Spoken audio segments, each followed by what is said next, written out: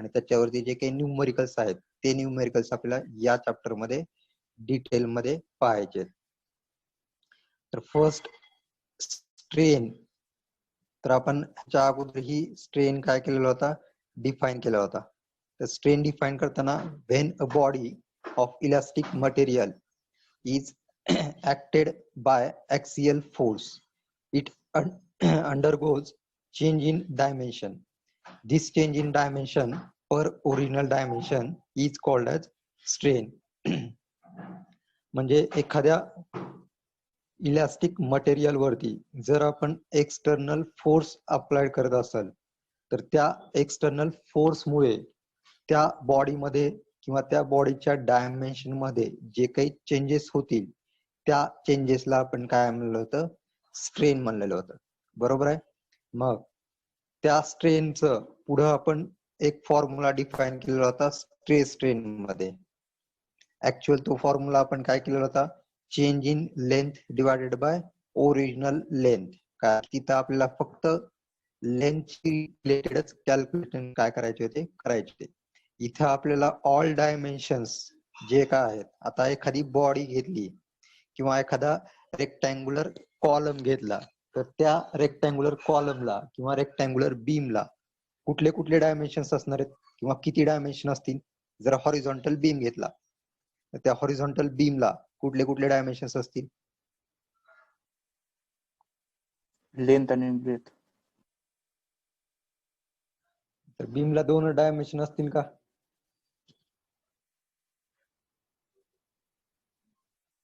Height height. तर length, width आणि height म्हणजे बीम हा तुमचा काय 3 डायमेन्शनल व्ह्यू आहे किंवा 3 डायमेन्शनल कंपोनंट आहे. ह्याच्या अगोदर आपण सिंपल स्ट्रेस अँड स्ट्रेन मध्ये फक्त चेंजेस कशाशी रिलेटेड काढले होते. ज्यावेळेस तुम्हाला स्ट्रेन कॅल्क्युलेट करा म्हणून सांगितलेलं त्यावेळेस चेंजेस आपण लेंथ मधले काढले होते, विड्थ मधले काढले होते का डेप्थ मधले काढले होते? लेंथ. तर त्या चॅप्टर मध्ये आपण फक्त चेंजेस इन लेंथ हे कॅल्क्युलेट केले होते. इथे आपल्याला काय करायचे आता, चेंजेस इन विड्थ आणि चेंजेस इन हाईट. जर लेंथ, विड्थ आणि हाईट ह्या तिन्ही गोष्टी जर कन्सिडर केल्या तर त्यापासून आपल्याला एरिया भेटेल का व्हॉल्यूम भेटेल? बीमचा एरिया भेटेल का व्हॉल्यूम? म्हणजे आपल्याला थोडक्यात चेंज इन व्हॉल्यूम सुद्धा काय करायचंय या चॅप्टर मध्ये कॅल्क्युलेट करायचंय. तर ते चेंज इन व्हॉल्यूम कसं फाइंड आउट करायचंय किंवा चेंज इन लेंथ कशी फाइंड आउट करायची किंवा चेंज इन विड्थ कशी फाइंड आउट करायची ते आपण या चॅप्टर मध्ये काय करणार आहोत, कंटिन्यू करणार आहोत. मग असे जे काही चेंज इन डायमेन्शन्स आहेत पर ओरिजिनल डायमेन्शन्स ह्याला आपण काय म्हणणार आहोत, स्ट्रेन म्हणणार आहोत.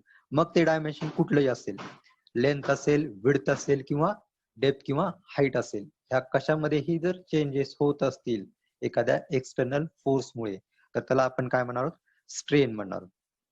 तर ही झाली तुमची स्ट्रेनची डेफिनेशन. त्यानंतर नेक्स्ट आपण पाहिलेलं होतं टाइप ऑफ स्ट्रेन किंवा क्लासिफिकेशन ऑफ स्ट्रेन. तर क्लासिफिकेशन ऑफ स्ट्रेन करताना आपण क्लासिफाय केलेलं होतं. फर्स्ट होतं लिनियर स्ट्रेन. तर लिनियर स्ट्रेन म्हणजे थोडक्यात काय असणार आहे, ह्याच्यामध्ये चेंजेस फक्त लेंथ मध्ये होणार आहेत.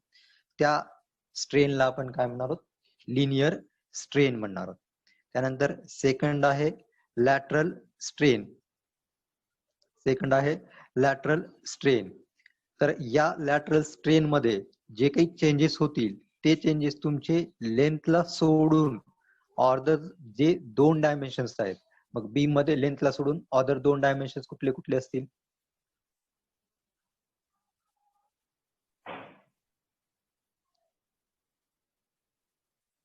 लेंथ सोडून अदर 2 डायमेन्शन्स कुठले असतील बीमला?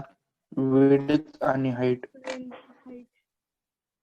तर जर एका बीम मध्ये एक्सटर्नल फोर्समुळे त्या बीमच्या विड्थ मध्ये किंवा त्या बीमच्या डेप्थ मध्ये जर चेंजेस होत असतील तर अशा चेंजेसला आपण काय म्हणणार आहोत, लॅटरल स्ट्रेन म्हणणार आहोत. किंवा त्या चेंजेस, ते जे काही चेंजेस असतील त्या चेंजेसला आपण लॅटरल स्ट्रेन म्हणणार आहोत. लिनियर स्ट्रेन सिम्पली डिफाईन करता येणार आहे तुम्हाला. चेंजेस इन लेंथ, आणि लॅटरल स्ट्रेन म्हणजे काय असणार आहे, चेंजेस अदर दॅन लेंथ. त्यानंतर आहे व्हॉल्युमेट्रिक स्ट्रेन. तर व्हॉल्युमेट्रिक स्ट्रेन म्हणजे सिम्पली काय असणार आहे, change in volume divided by original volume. जर एखादा बीम आपण कन्सिडर केला तर ऑब्विसली जर बीमची लेंथ वाढली किंवा बीमची लेंथ कमी झाली तर ऑटोमॅटिकली त्याचा इफेक्ट कशावरती होणार आहे, तर त्याचा जो काही इफेक्ट आहे त्याचा इफेक्ट ऑटोमॅटिकली त्याचा एरिया एकतर कमी होईल किंवा जास्त होईल, आणि त्याच्यासोबतच व्हॉल्यूम, ते व्हॉल्यूम कमी होईल किंवा जास्त होईल. लक्षात. तर ते जे काही चेंजेस असतील अशा चेंजेसला आपण काय म्हणणार आहोत, व्हॉल्युमेट्रिक स्ट्रेन किंवा व्हॉल्युमेट्रिक चेंजेस म्हणणार. आणि लास्ट क्लासिफिकेशन आहे शियर स्ट्रेन. शियर स्ट्रेन हे आपण डिफाईन केलेलं होतं मागं, की शियर स्ट्रेन जे काय आहे changes in shear divided by original shear force. तर ह्याच्यावरही आपण शियर स्ट्रेन हा आपण काय करणार पुढं डिटेल मध्ये क्लासिफाय करणार आहोत, आणि या सर्वांवरती आपण न्यूमरिकल्स हे पाहणार आहोत. तर लिनियर स्ट्रेनचे न्यूमरिकल्स आपण ऑलरेडी काय केलेले आहेत, सिंपल स्ट्रेस आणि स्ट्रेन मध्ये हे कॅल्क्युलेट केले आहेत. तर हे लिनियर स्ट्रेनचे एक्झाम्पल्स आपण इथं पुढे कंटिन्यू करणार नाहीयेत, त्याचा वापर आपण करणार आहोत. पण ऍक्च्युअल या चॅप्टर मध्ये आपल्याला लॅटरल स्ट्रेन, व्हॉल्युमेट्रिक स्ट्रेन आणि शियर स्ट्रेन हा कसा कॅल्क्युलेट केला जाईल हे आपल्याला या चॅप्टर मध्ये काय करायचंय, पाहायचंय. तर फर्स्ट आहे लिनियर स्ट्रेन. तर लिनियर स्ट्रेन आपण ह्याच्या अगोदरही डिफाईन केलेला आहे, तो आपण स्मॉल ई ने काय करतो, इंडिकेट करतो.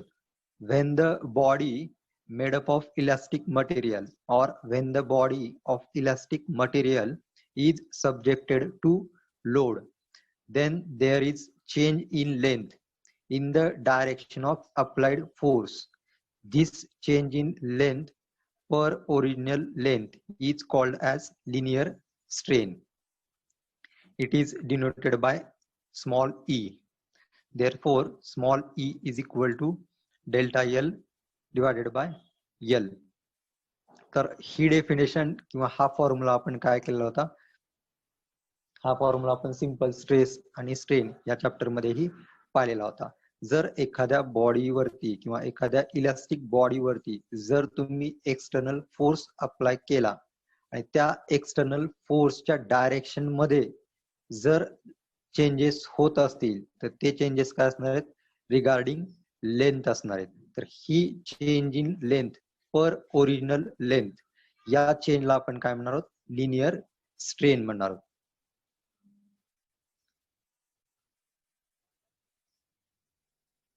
फॉर एक्झाम्पल ही फिगर आहे, फिगर दिसायली. हो सर. जर या बीम वरती जर तुम्ही हॉरिझॉन्टल फोर्स अप्लाय केला तर तो हॉरिझॉन्टल फोर्स आपण इथे दाखवलेला आहे. तर या हॉरिझॉन्टल फोर्स मुळे दोन्ही साइडला जर पुल फोर्स असेल तर लेंथ मध्ये काय होईल, डिफॉर्मेशन होईल का इलॉंगेशन होईल, इलॉंगेशन. तर लेंथ मध्ये काय होणार आहे, तुमच्या इलॉंगेशन होणार आहे. मग हे जे काही इलॉंगेशन आहे त्या इलॉंगेशनला आपण काय म्हणतो, चेंज इन लेंथ म्हणतो. लक्षात. तर change in length divided by original length या स्ट्रेनला आपण काय म्हणणार, लिनियर स्ट्रेन म्हणणार आहोत. आता फॉर एक्झाम्पल जर ह्याची लेंथ वाढली, बरोबर आहे, लेंथ वाढल्यानंतर हाईट मध्ये काय होईल, हाईट मध्ये काही चेंजेस होतील का, छोट होईल. तर त्याची हाईट ऑटोमॅटिकली काय होणार आहे, रिड्यूस होणार आहे, बरोबर आहे. मग हे जे काही डेप्थ रिड्यूस झालेली आहे ते डेप्थला आपण काय म्हणणार आहोत, लॅटरल स्ट्रेन म्हणणार आहोत. म्हणजे आता फॉर एक्झाम्पल लॅटरल स्ट्रेन या फोर्सला पॅरलल आहे का परपेंडिक्युलर आहे, म्हणजे थोडक्यात ही डेप्थ समजा, ही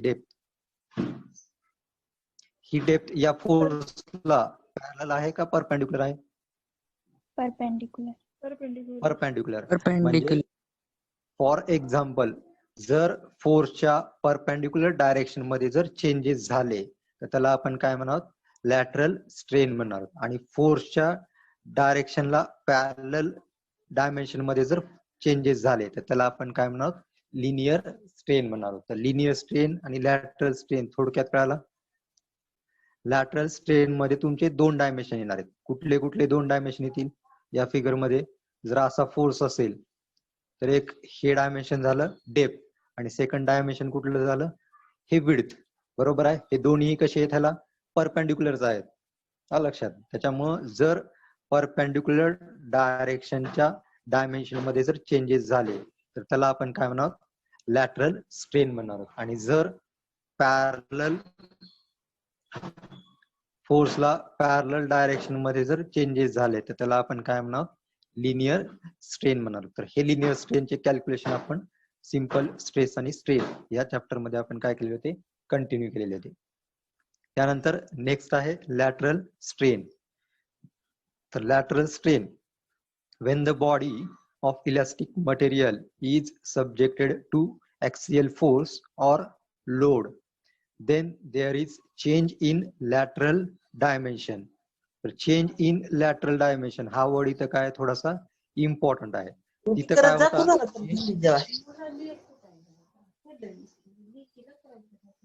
आत्याला पप्पाच्या काहून आत्या करायचं? आपल्या तर कसं आहे माहिती आहे गावात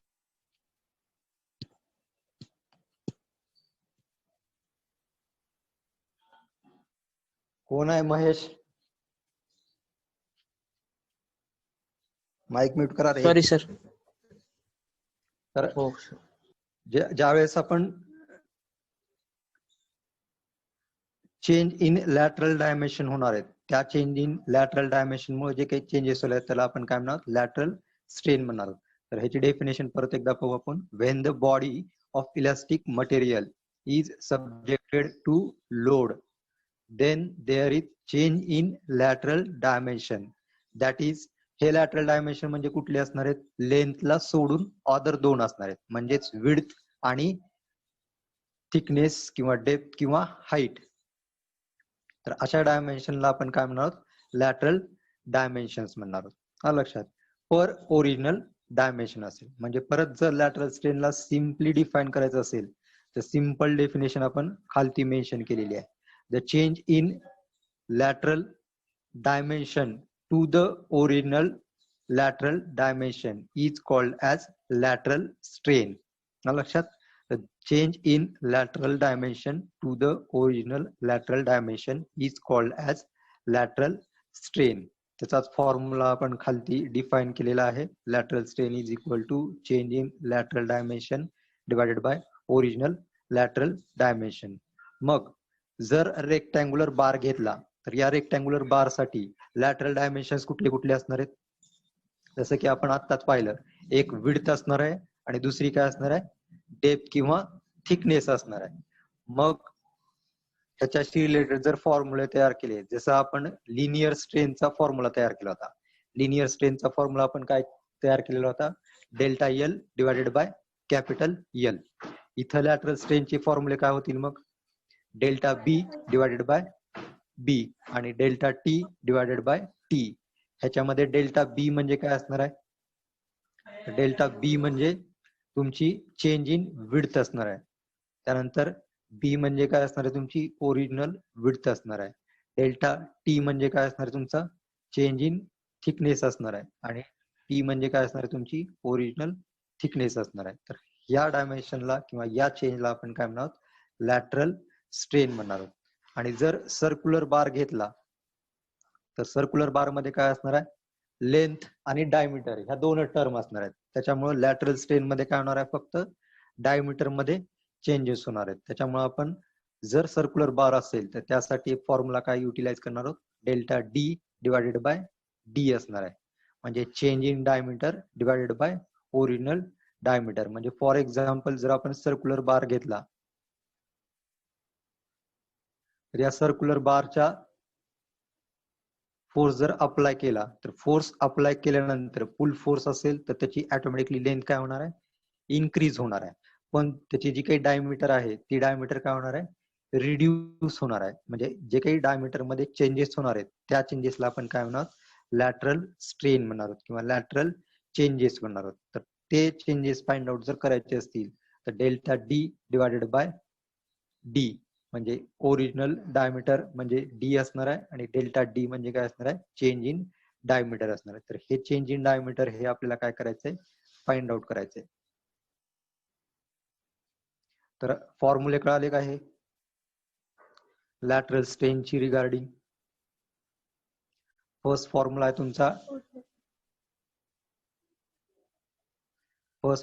तुमचा डेल्टा बी डिवायडेड बाय बी आणि सेकंड फॉर्म्युला आहे तुमचा delta T divided by T. जर तुम्हाला लिनियर स्ट्रेन काढा म्हणलं तर तुम्ही कुठला फॉर्म्युला वापरताल लिनियर स्ट्रेन.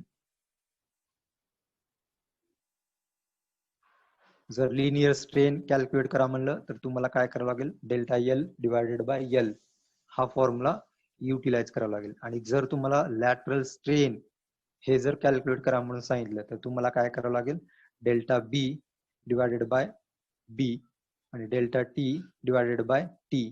तर दोन्ही डायमेन्शन्स मधले चेंजेस तुम्हाला काय करावे लागतील कॅल्क्युलेट करावे लागतील. तर हे झालं लॅटरल स्ट्रेनच्या बाबतीत.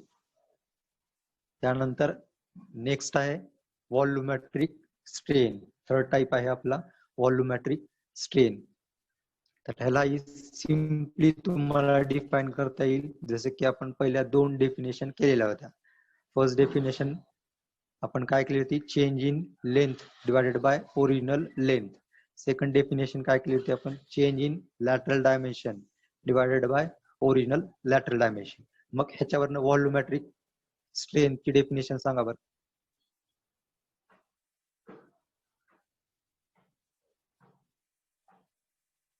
कोणाला करता येईल का डिफाइन.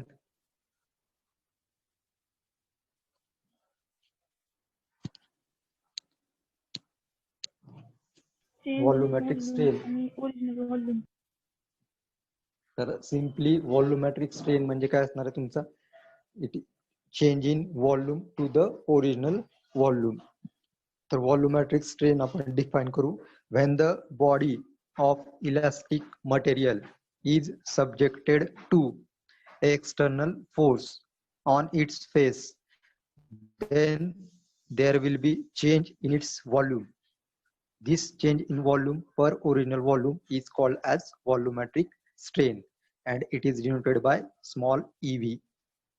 म्हणजेच ev is equal to काय असणार आहे तुमचा delta v divided by v. तर डेल्टा v म्हणजे काय असणार आहे तुमचा चेंज इन व्हॉल्यूम आणि v म्हणजे काय असणार आहे ओरिजिनल व्हॉल्यूम. तर change in volume divided by original volume ह्याला आपण काय म्हणणार व्हॉल्युमेट्रिक स्ट्रेन म्हणणार आहोत. हे सर्व चेंजेस कशामुळे होणार आहेत त्या बॉडीमध्ये फुल फोर्स अप्लाय केला.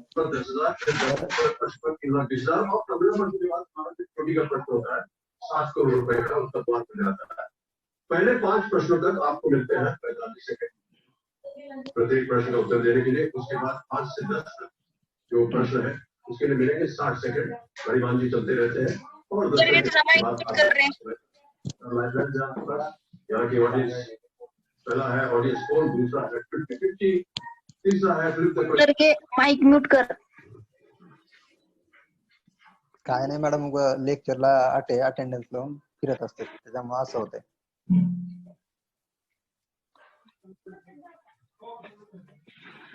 ज्यांना ऐकायला त्याला लगेच कळते आपलाच माईक चालू आहे म्हणून. सॅटर्डेच करते गुंजरगे कधी पण त्याला बोला एकदा तर काही बोलतच नाही. ती सांगणार ना मग फक्त चालू आणि काही पण विचारलं की लयच्या लगेच लेफ्ट होणार नाही तर आवाज तर देणार नाहीत नाही तर काहीतरी करतात असलं करतात. हे बाकीच्या मुलांना पण माहितीये. जाऊ द्या. तर व्हॉल्युमेट्रिक स्ट्रेन आता हे व्हॉल्युमेट्रिक किंवा चेंजेस जे आहेत जसं की सांगितलं की हे व्हॉल्युमेट्रिक चेंजेस हे ड्यू टू फोर्सेस होणार आहेत. म्हणजे ह्या सर्व गोष्टीसाठी फोर्स हा इम्पॉर्टंट फॅक्टर आहे लक्षात. मग तो पुल फोर्स असेल किंवा काय असणार आहे पुश फोर्स असेल. ज्यावेळेस त्याच्यावरती पुल फोर्स अप्लाय केला जाईल त्यावेळेस त्याच्यामध्ये जे काही चेंजेस होणार आहेत ते चेंजेस काय असणार आहेत तुमचे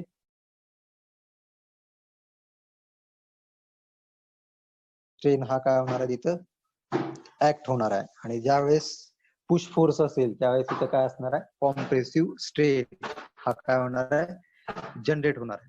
मग चेंज इन व्हॉल्यूम किंवा व्हॉल्युमेट्रिक स्ट्रेन जर कॅल्क्युलेट करायचं असेल तर त्यासाठी फॉर्म्युला काय, delta V divided by V.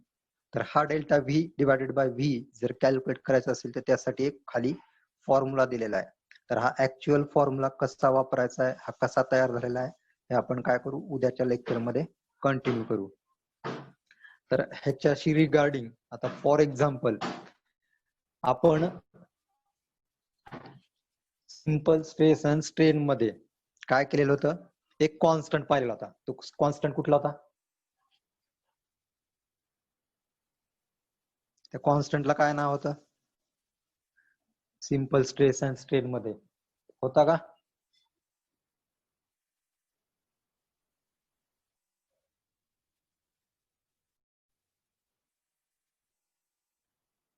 Hello, capital modulus of elasticity. Modulus of elasticity. E म्हणजेच मॉड्युलस ऑफ इलास्टिसिटी, बरोबर आहे. ते कॅपिटल ई आपण इथं काय केलेलं आहे, युटिलाइज केलेलं आहे. आपल्या या चॅप्टरचं नाव काय, इलास्टिक कॉन्स्टंट. या चॅप्टरचं नावच आहे इलास्टिक कॉन्स्टंट. म्हणजे ह्याच्यामध्ये आपण आपल्याला अजून 2-3 कॉन्स्टंट पाहायचे, हा लक्षात.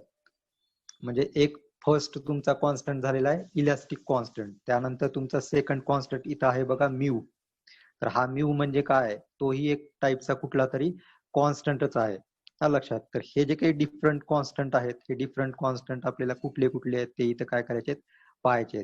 तर म्यू म्हणजे काय असणार आहे, तुमचा पॉइझन्स रेशो असणार आहे. त्यानंतर नेक्स्ट कॉन्स्टंट आहे तुमचा बल्क मॉड्युलस, त्याला आपण काय म्हणतो, के म्हणतो. आणि त्यानंतर आहे मॉड्युलस ऑफ रिजिडिटी, त्याला आपण काय म्हणतो, जी म्हणतो. तर हे 3 कॉन्स्टंट प्लस पहिला कॉन्स्टंट आपला कुठला होता, इलास्टिक कॉन्स्टंट, म्हणजे टोटल 4 कॉन्स्टंट आहेत. ते 4ही कॉन्स्टंटचा वापर कशा पद्धतीनं करायचा आहे ते पूर्ण आपण या चॅप्टर मध्ये काय करणार आहोत, पाहणार आहोत.